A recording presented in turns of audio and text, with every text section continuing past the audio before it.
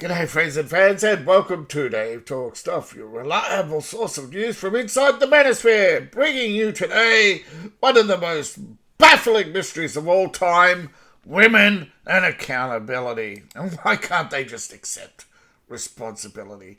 Why do they avoid accountability for their actions? Well, people have pondered and come up with a number of reasons. One of the three core psychological drivers of this, sitting at the top, is the princess. See, princess has high standards. Princess feels failure is a catastrophe.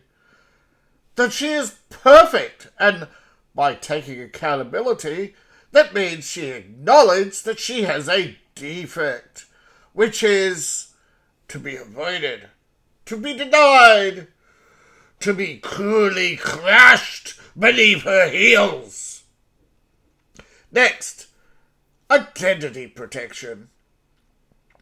They feel like you're engaged in a character assassination, that you are trying to undermine her self-worth.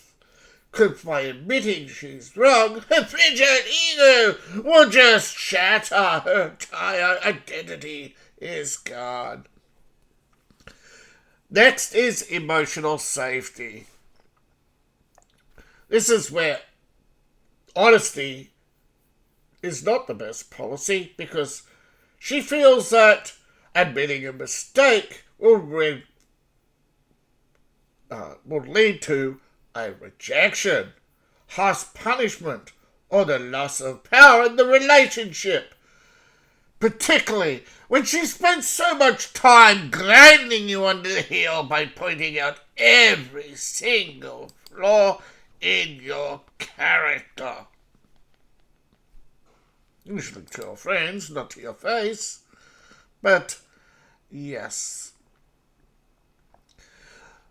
Now, before I continue, I'd like to remind you that this channel is brought to you by you, the viewing audience.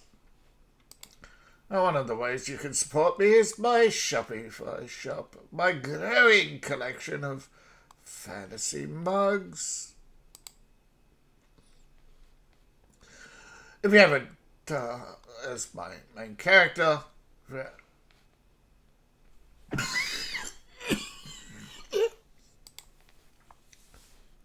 whoops. Sorry about that. And I'm adding some bags, traveller mugs, water bottles. So, on with the show. Now,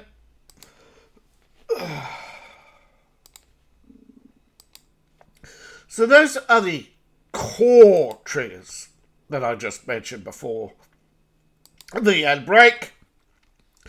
Core psychological drivers, however, usually come from social or developmental factors. Now, one of the core conditionings is shielding. Usually women who cannot accept responsibility for their actions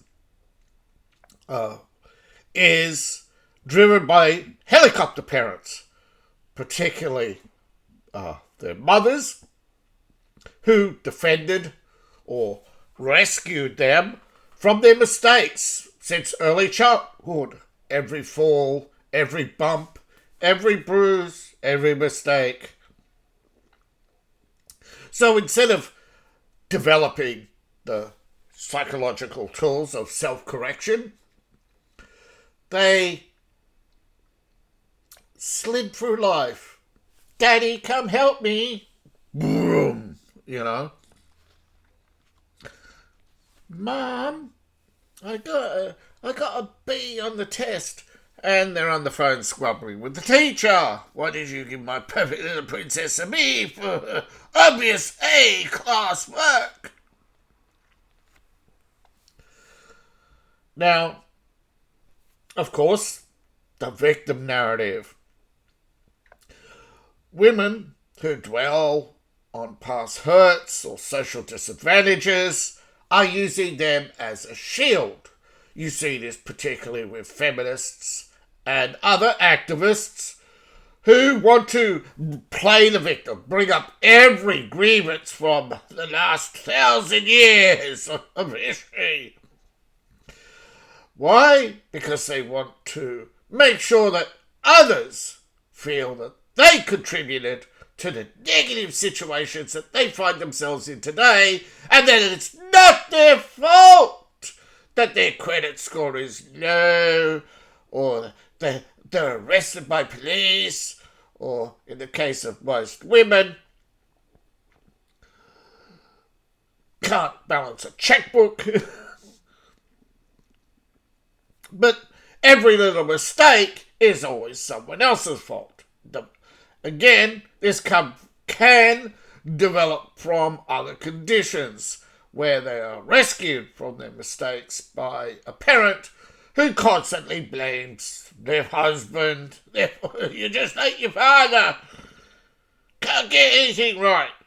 So they instilled negative behaviour, leading to when the child starts playing the victim, starts crying, the mother always, oh dear, everything will be all right.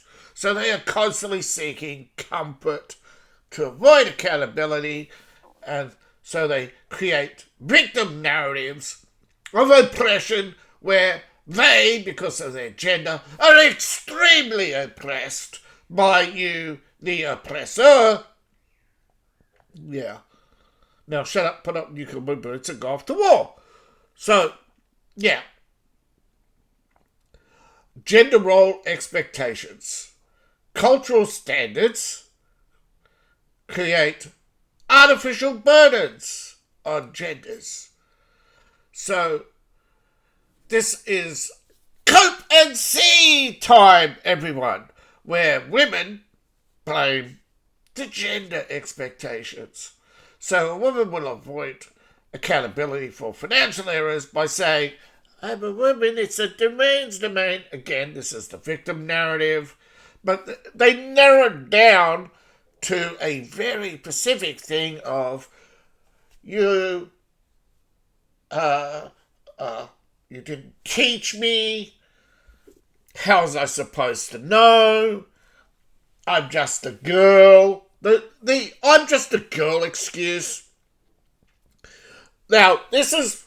Okay, so generalized victimhood of gender and or race specifically comes from avoiding accountability for their negative attitudes and the negative situations around them, where gender role expectations as an excuse comes from emotional neglect, where the child was neglected for being a girl. So this is one of the few times where a negative conditioning not only focused on their gender, created them to negatively focus on their gender. So they are actually generally in a place of hurt, and this is one of the few general psychological conditions where, yes, it's not their fault. They were negatively conditioned to believe their gender is inferior. And that inferior complex has actually been found throughout history, where you create two types of negative inferiority complex. The woman who wants to kill all men, and they often are upper class, not lower class, or the lower class woman who believes she's lower class, and so her lower class expectations her become generalized into gender roles, and that they look down on their gender roles as negative, And so they have envy of men because men have the domain over them, and that the female domain is the negative. Rather than viewing the yin yang as side by side, they see it as the light. You are the light and they are the darkness, rather than trying to actually understand culturally and physically is not the same thing. By being physically weaker does not mean you are inferior, because you'll always find someone stronger than you or weaker than you within your own domain anyway. The problem is low IQ people overgeneralize, they catastrophize, they avoid maturity because heaven forbid they do actually anything nuanced or complex or try to understand that something is above their complexity or their ability to understand. So instead of growing and developing, they turn to negative developmental factors such as the conditioning from childhood, which is difficult but can be overcome, the victim narrative, which is mostly artificial and politically motivated, or gender roles, which is often politically motivated but can actually come from a genuine place of negative psychological. Now, it's often self-talk, not as rather external. But in fact, if you look at cultural standards, who says them? The activist, okay? The ones who are always trying to invent the struggle. Now, defensive tactics, right? How do they do it? What do they do? Well, there's when accountability threatens their ego, they usually either deny, so right, it never happened, deflect, someone else's fault, or diffuse. Oh, it's just a little mistake. I'm sure the repairman can buff out the collapsed headlight so you can replace the smashed glass. Can't you just take the panel off and replace it? You can straighten the wheel, right? That's just a flat tire. All four of them. These are all practiced. Now, again, if you've ever heard the statement fools rush in, this is why you're told time and time again, up until about the I would say the early 90s, kids at school, all the way through, I could tell you the difference between generations, because when I went through high school was different from when my younger sister went through high school, and even I have three younger sisters, and they all experienced high school differently. They all experienced primary school differently. Governments have changed focus from the core reading, writing, and arithmetic, along with common sense and civics, to try to get more people interested in the sciences. The problem is, right, that by the time we got to high school and the sciences, all the importing of people to take all the accounting and they kept saying how they wanted more accountants and more this and more that and more of everything as an excuse, right? They blame the failures on, and so you actually see these avoiding accountability in politics. You see this with your boss, right? You see this with your co-workers. You see, so if your boss, if your boss, your politicians, and almost every woman in society is avoiding accountability, generally what happens, right? People are denying, deflecting, diffusing, lies become the currency, right? Everyone's engaged in flattery, they're hyper polite. You have a society that either doesn't progress or regresses because the truth can't be told. Failure is rewarded. People are constantly promoted just for sitting in a chair for 5 years. So, accountability requires emotional resilience. That is, you are emotionally intelligent. You recognize your emotions, you dismiss your emotions, you control your emotions, and you do not let your emotions rule over you. When you make a mistake, you don't have an emotional reaction. You have a aha moment. You have a rational realization that something needs to be fixed and that your self-worth is not under attack. Your ego won't shatter. Your world won't fall apart. You're not going to be thrown out. And so these are things that are skills learnt. And if you don't learn them as a child, you can learn them now, and you can protect your self-worth, you can protect your confidence, and you can protect your ego, your self-image, not as a perfect person, but as a reasonable person, a rational human being.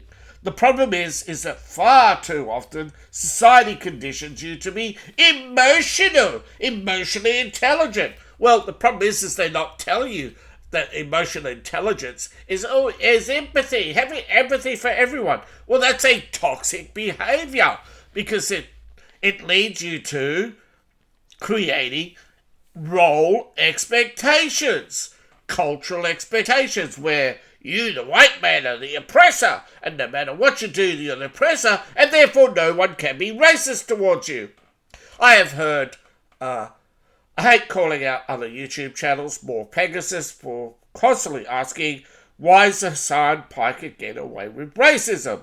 Because he's brown. Cultural standards in America place the burden of racism on the white people.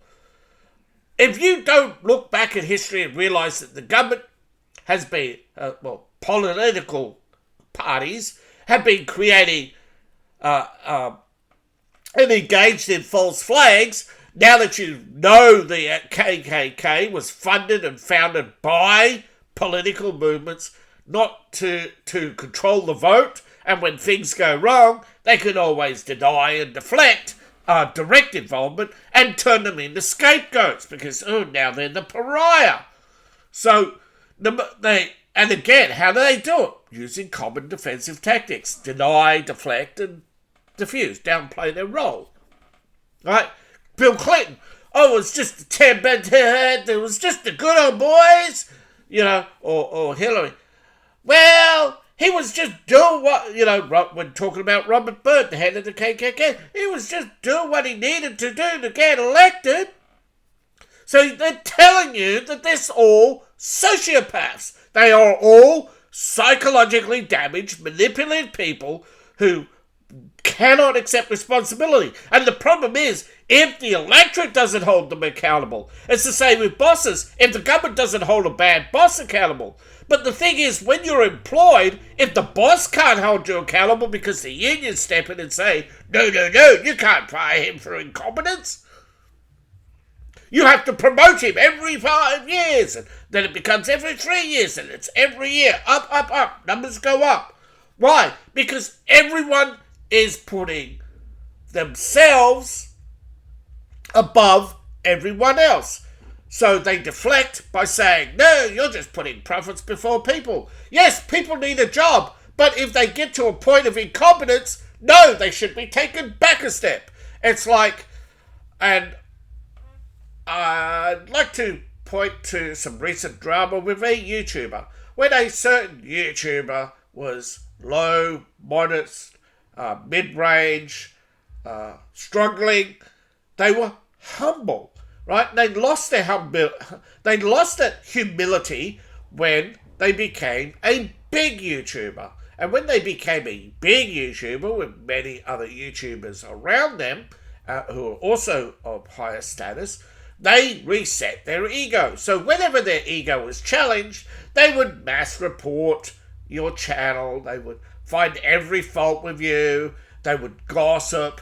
These are common ego protecting tactics. So when they were finally caught out stealing other people's content and sued, right? What did they do? They avoided the process server for the lawsuit. They went out begging for money. Give me money for lawsuit money.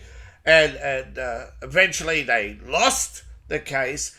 And, well, I hate mentioning YouTuber's name, but so I won't, because when they finally got this person to court, they apologised and said they'd make things right.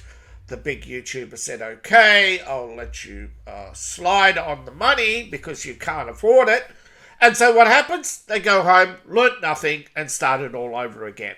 Starting with the insults, the rumours, and laughing that they got let off. So, when you have a chance to hold someone accountable, you hold them accountable, regardless of the social consequences. Because the society, in general, always sides against the powerful, because they themselves are insecure. And this is the problem. The only way, tough love is the only way to elevate society. Hold people accountable for their mistakes. For their actions. However, you do have to have the strength to realise the difference between a mistake, right? Sorry I'm late. I got caught in traffic or took the wrong turn. You can't turn around and say to someone every day, just leave 5 minutes earlier, right? We live in a time where arriving at 15 minutes before the clock to just stand around in the car park is unacceptable, right? Now, yes, you get within a certain time frame, right, to work it out. But if your travel time is dynamic, if you're depending on a rail system that's in these days, rail systems, buses, nothing is running on time. Traffic is getting longer every day, and then suddenly you'll have several days of clear runs. So traffic and many other things are making small mistakes more often, and people who get emotional over small mistakes are contributing to negative behaviour and creating people who become defensive because you're constantly attacking their character. So there's two sides to this.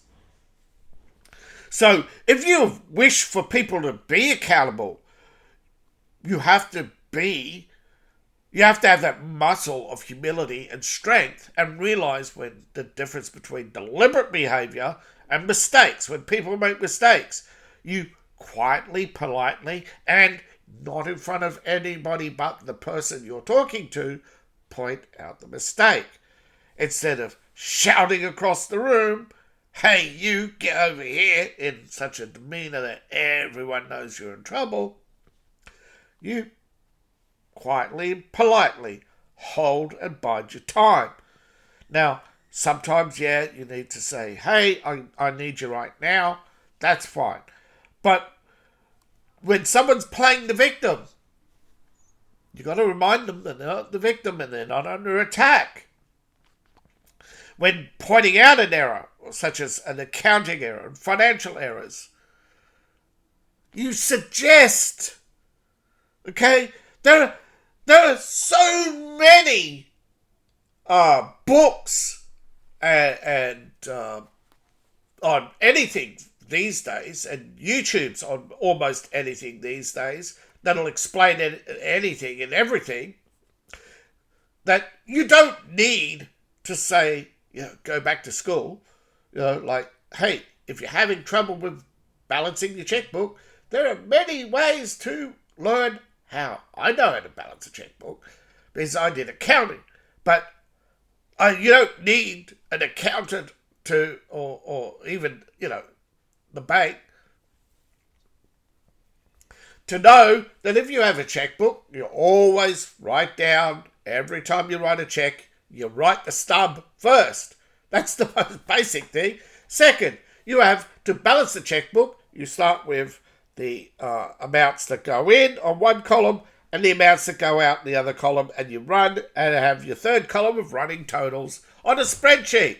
So easy, and you don't have to do the math. The computer does the math for you. And spreadsheets, you can get one, or you can get a free basic. Almost all basic software now is free, right? There's OpenOffice for a free spreadsheet and a free word processor.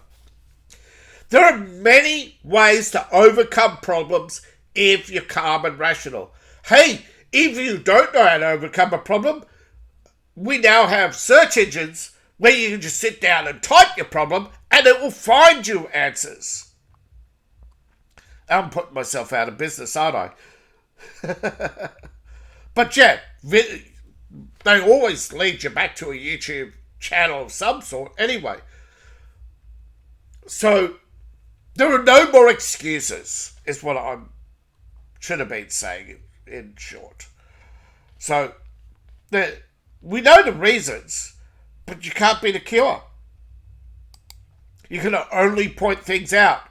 If you're in a relationship with someone with psychological issues, unless you have the emotional intelligence to bear that burden, I know most people don't, it is taxing and tolling, which is why so many women have relationship problems. Why they can't find a man is because they can't find a man who meets their expectations. Remember, they always avoid accountability by cutting off the qualifier. Okay? Whenever a woman says can't find a man, you know she's avoiding accountability.